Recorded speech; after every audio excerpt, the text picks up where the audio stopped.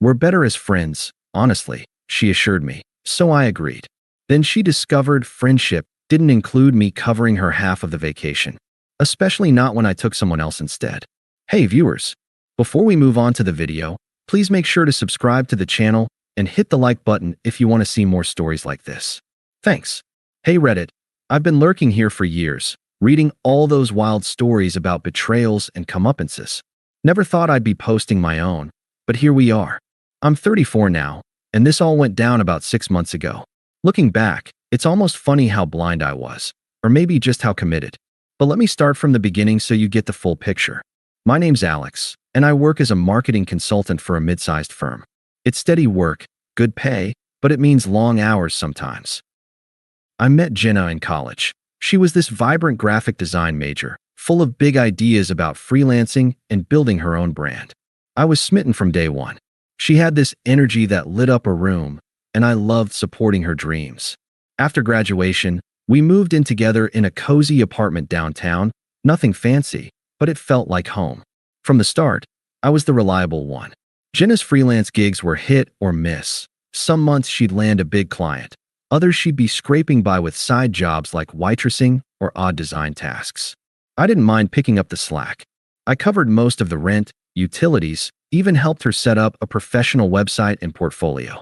I'd work overtime to make sure she could attend those networking events or buy the software she needed. We're a team, I'd tell her. Your success is our success.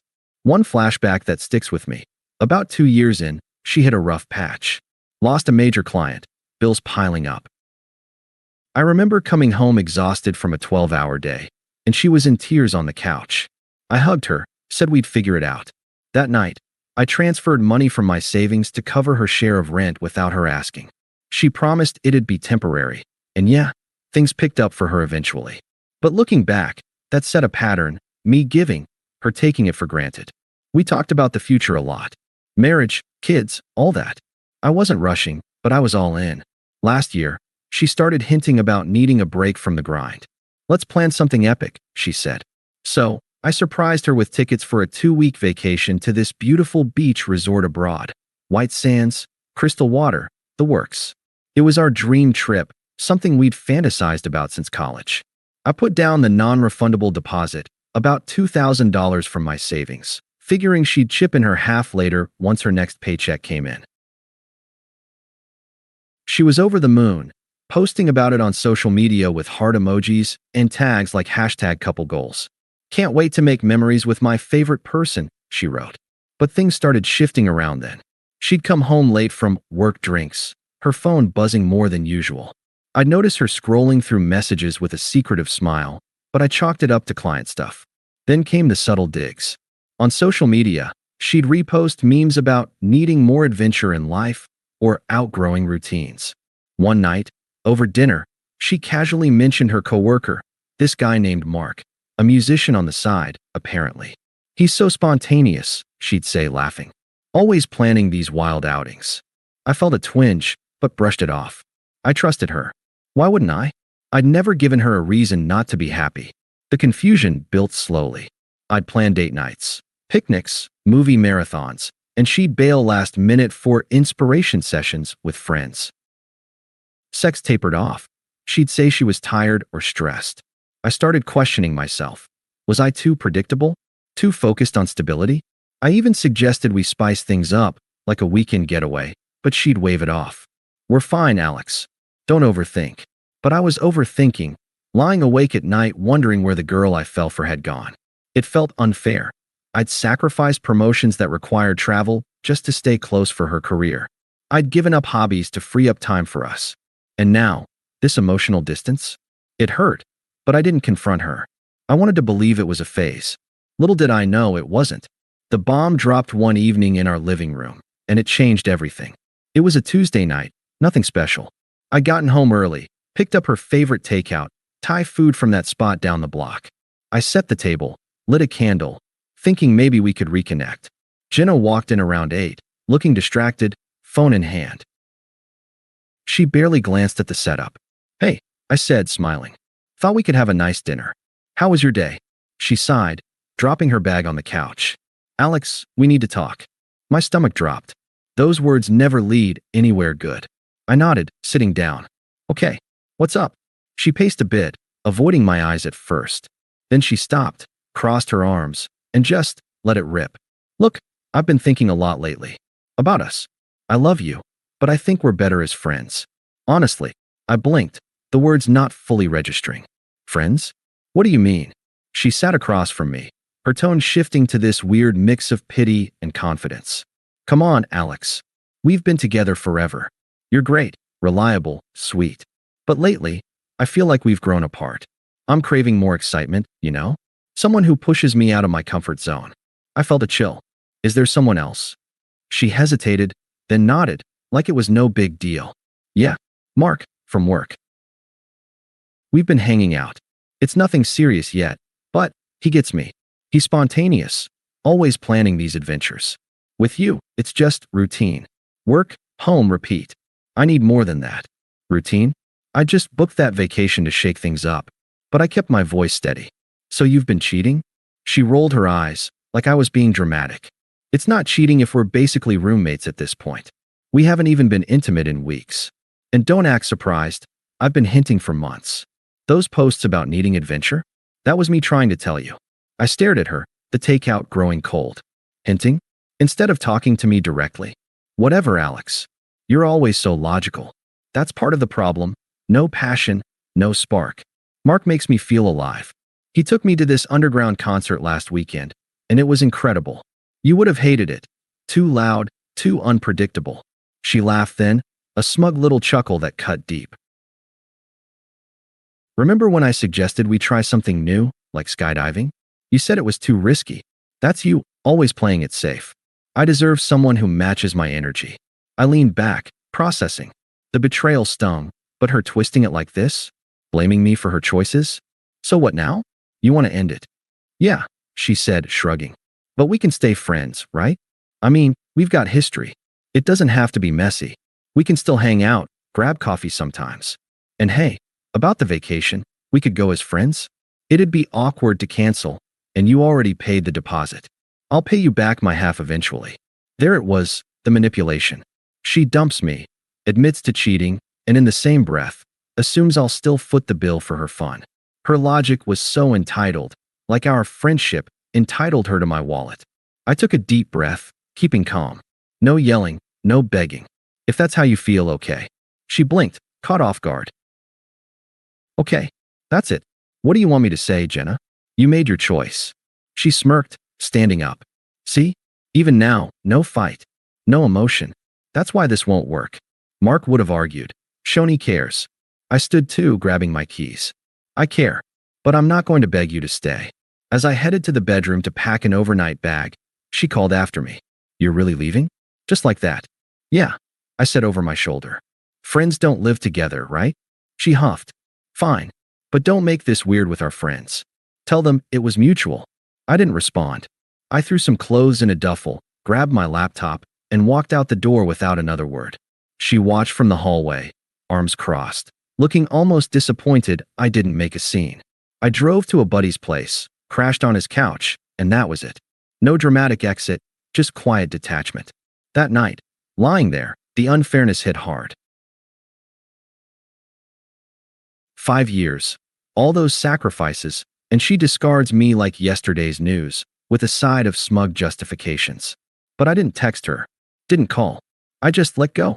That first night at my buddy Mike's place was rough. I didn't sleep much, just stared at the ceiling, replaying her words. Better as friends. No spark. It felt like a gut punch, especially after everything I'd poured into us. I kept flashing back to little moments that now seemed so one-sided. Like the time she wanted to quit her side job to focus on freelancing full-time. I encouraged her, even dipped into my emergency fund to cover groceries and bills for a couple months. We'll make it work, I'd said. She hugged me tight then, called me her rock. Now, I was just routine. The confusion lingered for days. Why cheat instead of talking? Why twist it to make me the villain? It was unfair, plain and simple. I'd never been the jealous type, never controlled her. Hell, I trusted her enough to book that vacation without a second thought. And her assuming we'd still go as friends? That entitlement burned. But I didn't lash out. No angry texts, No showing up at the apartment demanding answers. I just detached.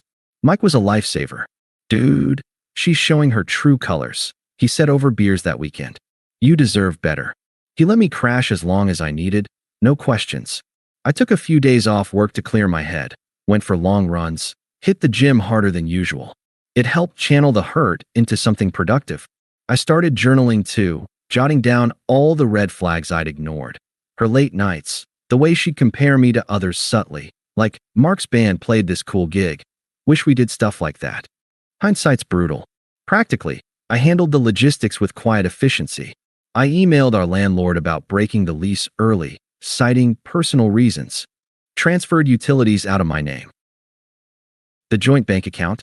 I withdrew my half and closed it. No drama, just a clean cut.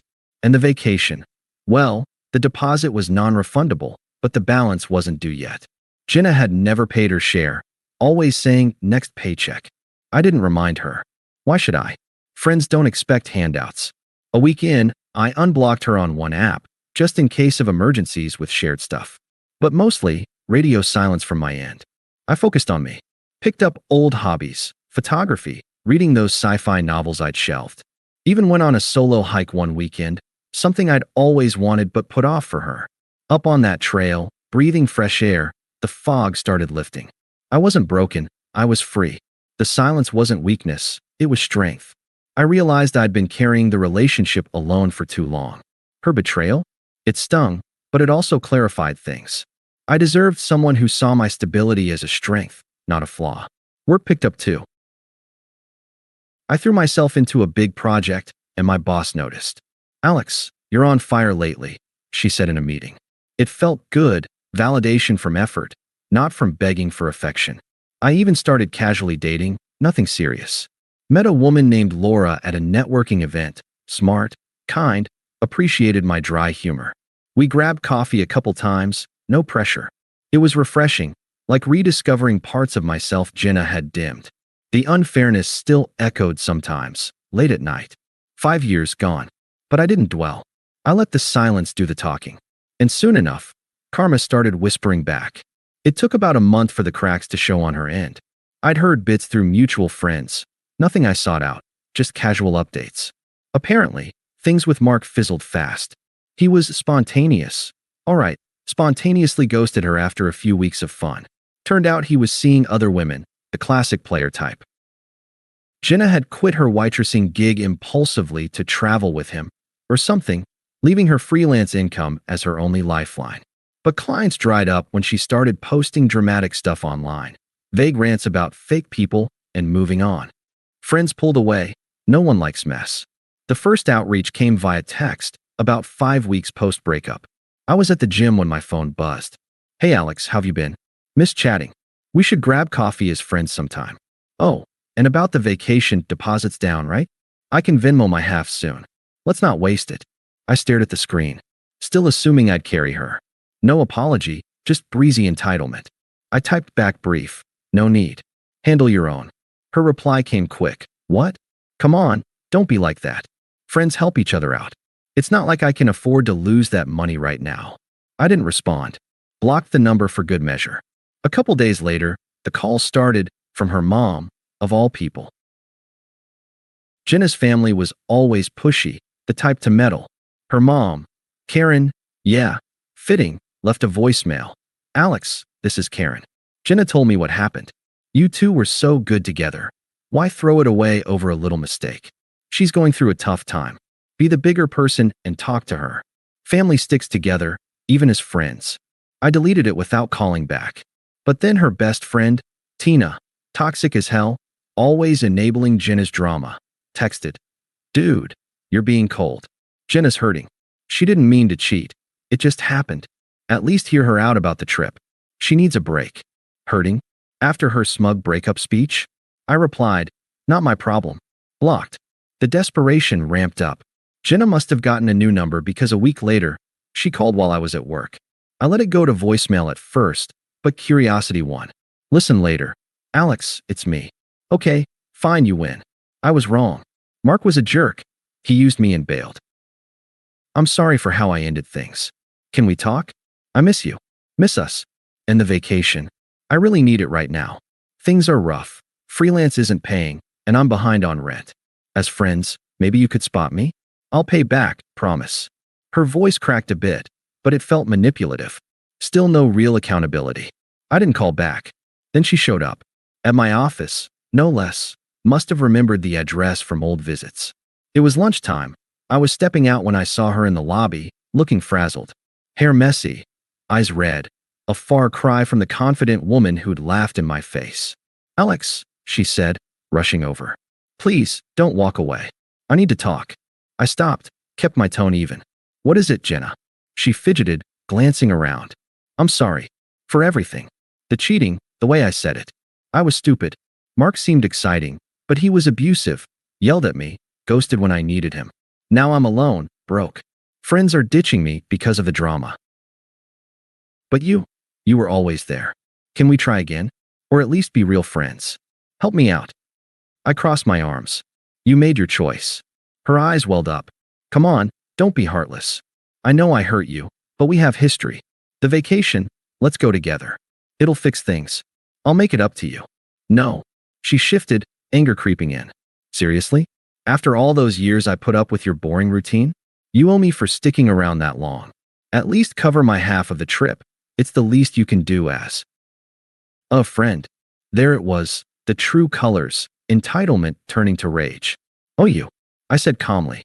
"Friends don't cheat and demand money." She snapped. "You're petty. Mark was right. You're spineless." No wonder I left. I turned to leave. "Goodbye, Jenna." She yelled after me.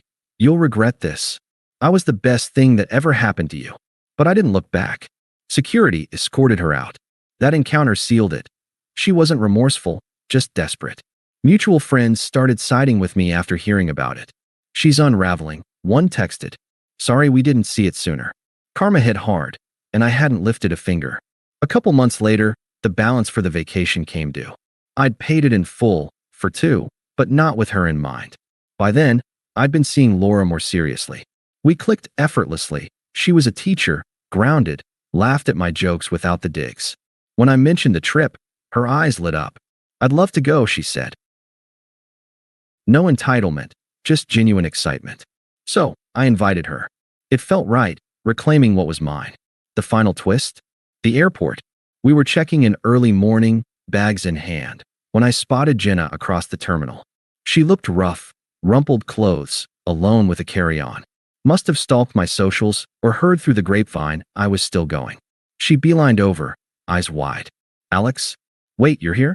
With her, Laura squeezed my hand, sensing the tension. A few mutual acquaintances from our old circle were nearby, grabbing coffee, perfect witnesses. Jenna glanced at Laura, then back to me. "Can we talk? Alone?" I shook my head. "No need." "Please," she begged, voice trembling. "I messed up. Big time. Mark left me in debt. I had to borrow from my mom just to eat. Friends ghosted after I vented online. But seeing you now, I realize what I lost. You're stable, kind. I was blind. Let's start over. I'll change. Even if not, can I join the trip? As friends? I'll crash on the couch or something. I need this escape." Her desperation hung in the air, pathetic. The acquaintances watched, murmuring. "Jenna," I said firmly, "that chapter's closed. I've built a new life, better job, real connections. This trip? It's for me and Laura now." She teared up. "But we planned it together. You can't just replace me." "Replace?" I echoed calmly. "You replaced me first. With Mark, remember? Said I was boring, no spark." Her face crumpled. "I was wrong. Please, Alex. I'm sorry. Don't leave me like this." I felt nothing. No pity, no pull. "Your choices led here. Mine lead forward." She grabbed my arm. "You owe me a second chance. After everything." Laura stepped in gently. "Let's go, Alex." I nodded, turning away. "Take care of yourself, Jenna. But don't contact me again," she shouted as we walked to the gate. "You'll be miserable without me. She's just a rebound." But her words bounced off. The acquaintances shook their heads, one even mouthing "good for you" to me. Boarding the plane, hand in hand with Laura, I felt free. Jenna? Irrelevant. She'd see pics online later. Us on the beach, happy. Her downfall on display, my growth undeniable. Life moves on, and mine's better without her. Thanks for reading, Reddit. Moral? Don't mistake kindness for weakness. Sometimes, the best revenge is living well. Thanks for watching. Make sure to subscribe to the channel and hit the like button. What do you think about this story? Share it in the comments.